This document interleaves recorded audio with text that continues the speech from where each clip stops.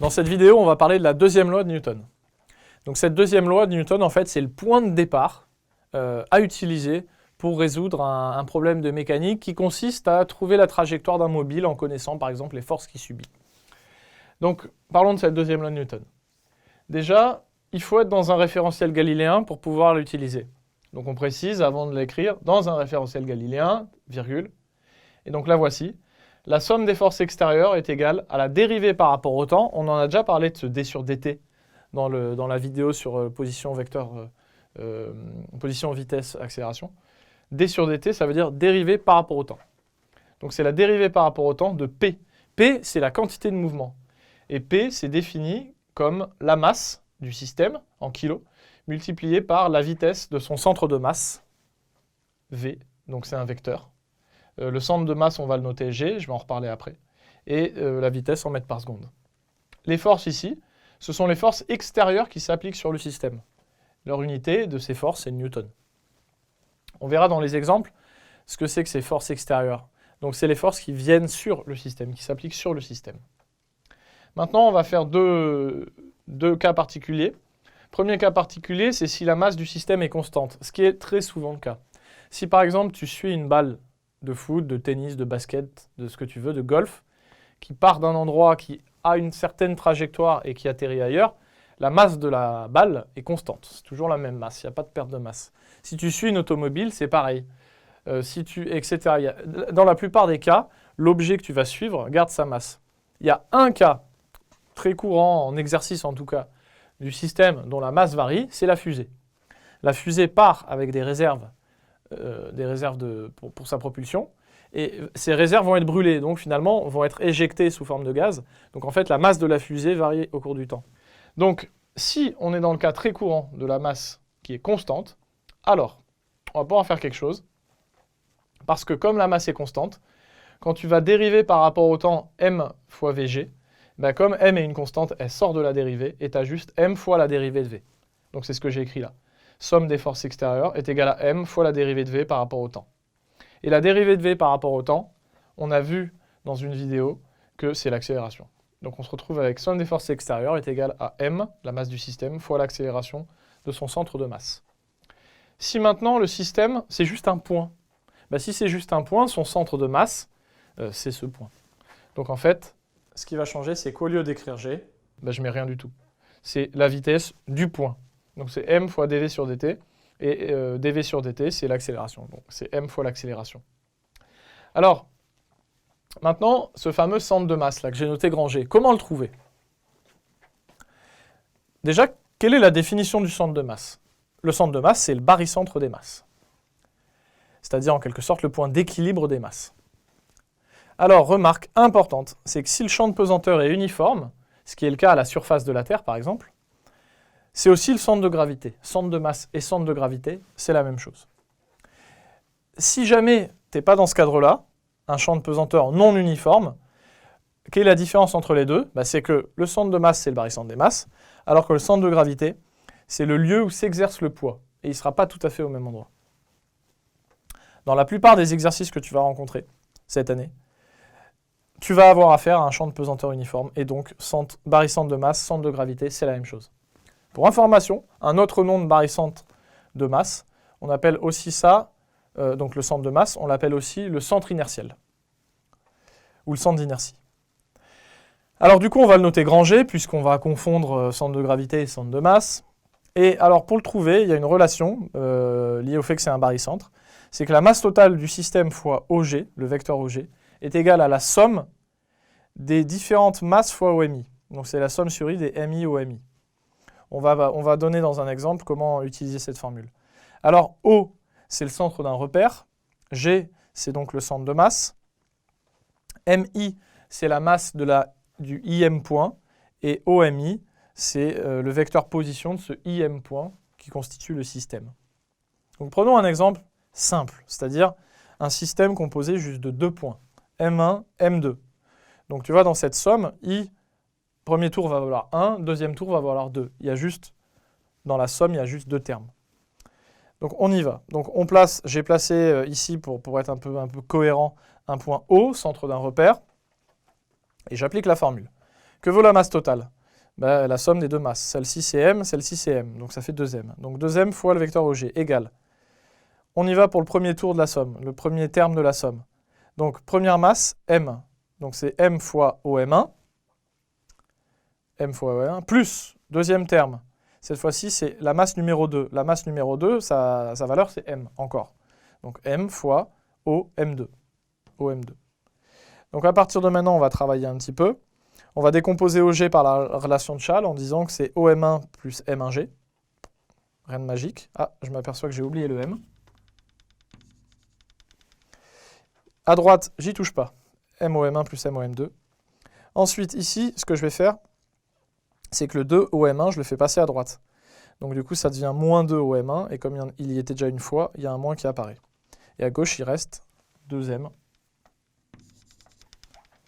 M1G. Donc 2M M1G égale moins OM1 plus MOM2.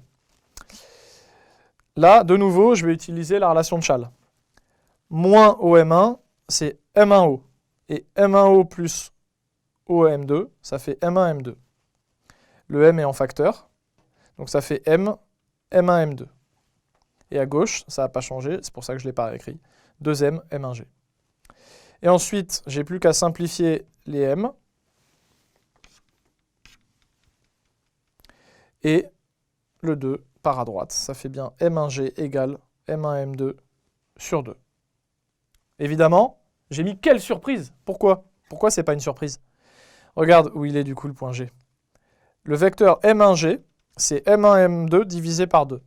Donc ça veut dire que je pars de M1. Le vecteur M1 M2, il est là. Le vecteur M1 M2 divisé par 2, bah, il est là. Et on te dit que ce vecteur M1 M2, c'est M1G. Donc ça veut dire que M1G, G est là. Tout simplement, ce que je viens de dire, c'est que G est au centre. G est entre M1 et M2. C'est pour ça que j'ai mis quelle surprise. Évidemment, il n'y a aucune surprise. Mais c'est propre et c'est mathématique. Suivre ce déroulement-là te permettrait aussi de montrer, à titre d'exercice, tu peux t'entraîner, que si tu prends ici un premier point M1, toujours une barre. Donc la barre est sans masse. À gauche, il y a un point M1 de masse 2M cette fois. Ensuite, de l'autre côté de la barre, tu mets un point M2 de masse M. Eh bien, tu peux montrer que le point G, cette fois-ci, le centre de masse, il est à 1/3 de la distance M1, M2. Donc il est là. À titre d'exercice, tu peux refaire ce qu'on vient de faire, mais avec ces nouvelles données. Et donc maintenant, on va continuer. Donc dans le grand 3, on va passer cette fois-ci à quelques exemples de la deuxième loi de Newton pour la mettre en application. Donc pour commencer, le cas de la chute libre. Donc c'est un exemple parmi plein d'autres, hein, d'accord? On va s'entraîner, on va regarder un petit peu ce que donne cette deuxième loi de Newton. Donc ici c'est une balle dont le centre c'est grand M. On paramètre un peu la situation avec un repère de centre O, axe horizontal X, axe vertical Y. Je ne mets pas de troisième axe, parce qu'en fin de compte le mouvement va être plan, donc à quoi bon représenter la troisième direction? Je représente le vecteur intensité de pesanteur qui est vers le bas. Alors quel est mon système d'étude? Le système c'est la balle, de centre M. Question, que vaut A? Que vaut l'accélération? Ben justement, grâce à la deuxième loi de Newton, on va le déterminer. Donc dans un référentiel galiléen, ce qui est le cas ici, on va faire une étude sur une durée suffisamment courte pour que le référentiel terrestre soit galiléen. Somme des forces extérieures est égale à MA, accélération du point M. C'est-à-dire, M, c'est le centre de la balle, donc c'est le centre de masse. Donc tout va bien, parce que c'est ça la deuxième loi de Newton. C'est que somme des forces est égale à M fois l'accélération du centre de masse. Donc là, on va s'occuper du terme de gauche. On va se poser la question, cette somme des forces extérieures, trouvons-la. Donc pour la trouver, il faut faire le bilan des forces. Ici, a priori, il y a le poids, P égale mg, donc première force qui va s'appliquer sur la balle. Deuxième force, peut-être, la force de frottement de l'air. La balle tombe, il y a du frottement de l'air, donc c'est-à-dire une force qui va être vers le haut. Ici, je la néglige.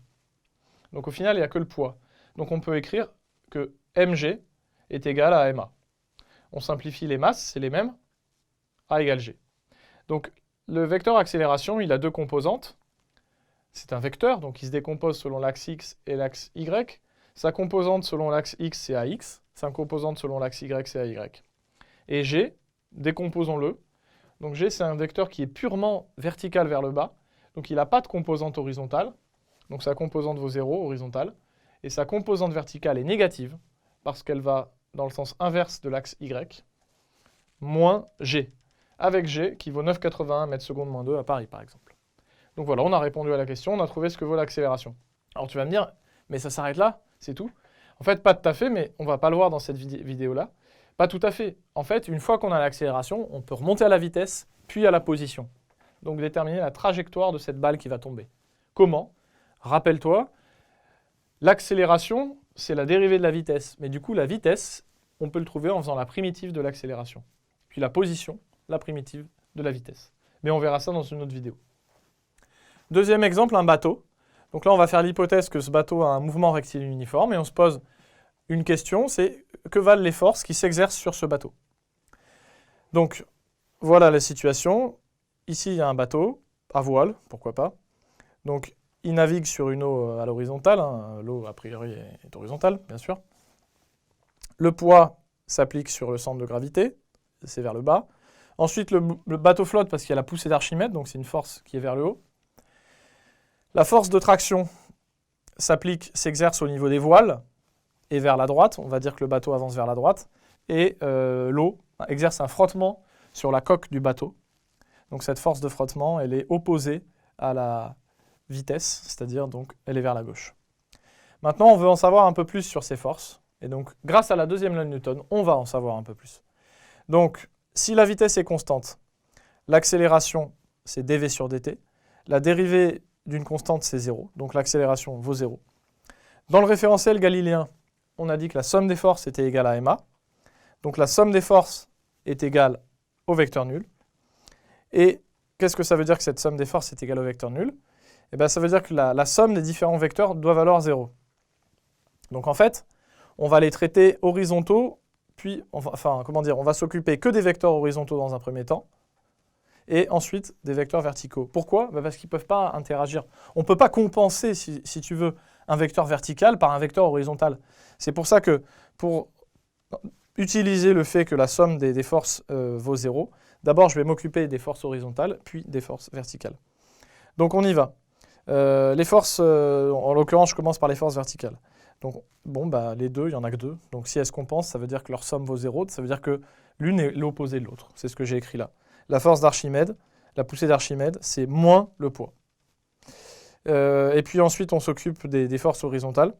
La force de traction, c'est moins la force de frottement, puisque les deux doivent s'annuler. Alors, petite remarque, et ce n'est pas un piège que je t'ai fait, c'est juste, on s'est un peu placé dans un cas particulier quand même. Parce que, comme on était dans le mouvement rectiligne uniforme, est-ce que ça ne te rappelle pas quelque chose, ça? Si, ça te rappelle le principe d'inertie. En fait, là, sans te le dire, je me suis placé dans le cadre du principe d'inertie. Donc voilà, j'ai joué un peu sur les termes, sans te dire que c'était le principe d'inertie, mais on voit en fait qu'avec la deuxième loi de Newton, on retrouve le principe d'inertie. Quelque part, tu pourrais même dire, si tu as bien compris, que le principe d'inertie, ce n'est qu'un cas particulier de la deuxième loi de Newton.